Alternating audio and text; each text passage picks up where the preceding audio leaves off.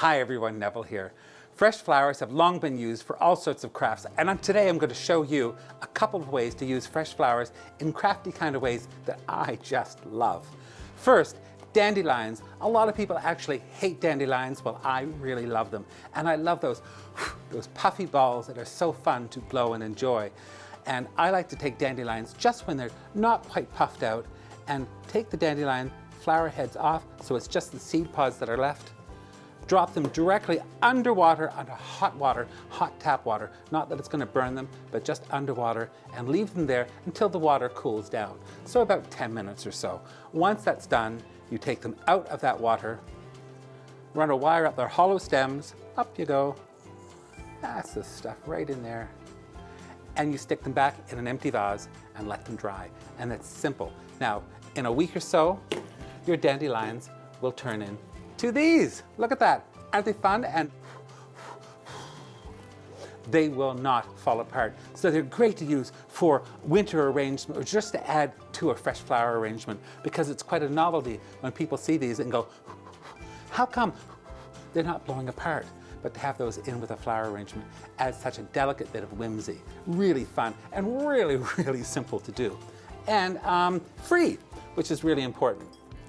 Now, another way to use fresh flowers in a fun, interesting way is to press them and to pound them into a cloth, like I've done with this shirt. Yes, these are all flowers from our garden, and it's just a wonderful way to show your flowers and to save them from season to season as a shirt. Or you can put them on a cloth to put in a frame as well, or a book cover.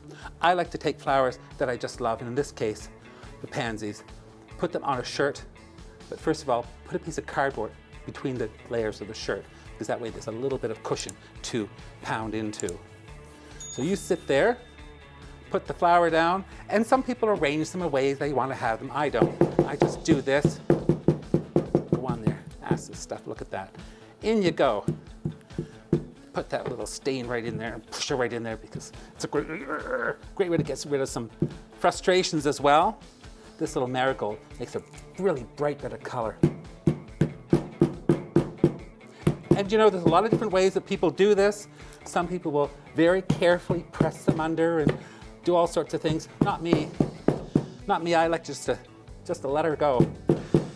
Where it happens to land, it happens to land. And those pretty colors really make for some interest. Mind your fingers. Make some interest to the design. And you know, even just to smear it around a little bit to add some texture is really great. And if you had some greenery, put that, don't be afraid of that greenery as well, because that's an important part of it. Look at that. And the more you go, the more it makes. Once that's done, take a warm iron and set the stain. Because like any stain, like a wine stain or anything that you get on your clothes, the worst thing you can do is to heat it up, because it will set the stain. So this will set the stain beautifully, so it stays wonderfully well. Now, like any stain, it will eventually fade out. But what a cool thing to have, especially if it's for a wedding or a special event. You really want that little something lovely to have, and have a shirt or a dress or a blouse that has my wedding flowers directly on it, or my special anniversary flowers. Beautiful. Enjoy crafts with fresh flowers, because they are the most beautiful thing to work with. Stay well, stay happy, and ever mindful of the needs of others.